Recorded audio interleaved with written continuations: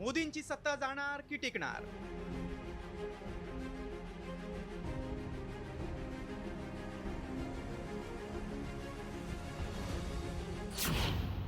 American रस्त्यावर, भारतातही जनक्षोभ.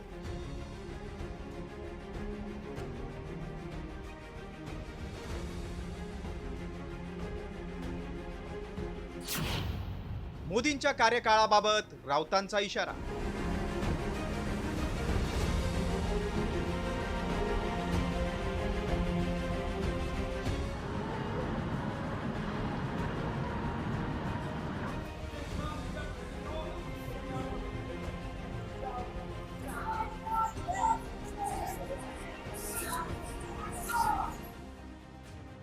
हा भडका आहे महासत्ता असलेल्या अमेरिकेतील रस्त्यांवरचा.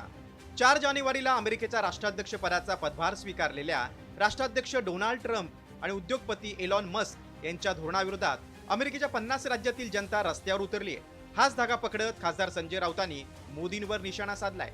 अमेरिकेप्रमाणेच भारतातही जनक्षोभ उसळण्याची शक्यता राऊतांनी व्यक्त केली. कोणाला वाटत असेल की अमेरिकेत जे घडलंय ते भारतात घडणार नाही, भारतामध्ये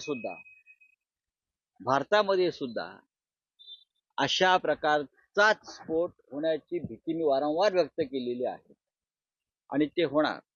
हा देश विकला जातो म्हणून मी वारंवार म्हणतोय की नरेंद्र मोदी 2025चा काळ पूर्ण करतील का, मला शंका वाटते. तर राऊतांच्या विधानावर भाजपनं मात्र सडकून टीका केली. संजय राऊतांचं कुठलंही वक्तव्य ही केवळ राजकीय भूमिका असते, कुठलाही आधार त्याला त्या ठिकाणी नसतो. संजय राऊतांना इकॉनॉमिक्स कळत नसेल, आंतरराष्ट्रीय व्यापार बाजार कळत नसेल, केवळ उचलली जीभ लावली टाळ्याला आणि मोदी साहेब आणि भाजप देशापोटी त्या ठिकाणी वड्याचं तेल वांग्यावर काढण्याचा प्रयत्न आहे त्यांचा. डोनाल्ड ट्रम्प यांचं सरकार स्थापन होऊन 100 दिवसही पूर्ण झाले नाही, तोच अमेरिकेत जनक्षोभ उसळलाय.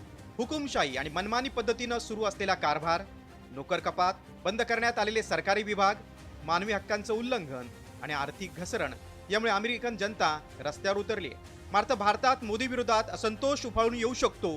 पाहूयात काय कारण आहेत. शेतमालाला हमीभाव मिळत नसल्यानं शेतकऱ्यांमध्ये असंतोष आहे. वाढती बेरोजगारी, तरुणांमध्ये सरकार विरोधात संताप आहे. सरकारकडून उद्योगपती धार्जिनं धोरण आखलं जात असल्याची मध्यमवर्गीयांची भावना आहे. धार्मिक ध्रुवीकरणामुळे सामाजिक तेढ निर्माण होण्याचा धोका आहे. केंद्र सरकार विरुद्ध राज्य सरकार संघर्षामुळे अस्थिरता निर्माण होण्याची शक्यता आहे.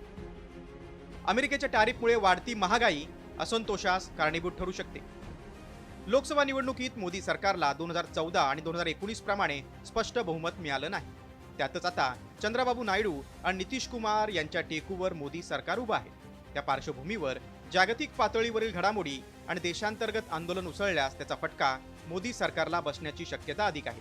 त्यामुळे अमेरिकी राष्ट्राध्यक्ष डोनाल्ड ट्रम्प यांनी भारतात लादलेल्या 26% टॅरिफ असो की महागाई, शेतकऱ्यांचे प्रश्न, बेरोजगारी या मुद्द्यांवर मोदी सरकार कशी रणनीती आखणार, त्यावरच सरकार टिकणार की गडगडणार हे स्पष्ट होणार आहे. ब्युरो रिपोर्ट, साम टीव्ही न्यूज.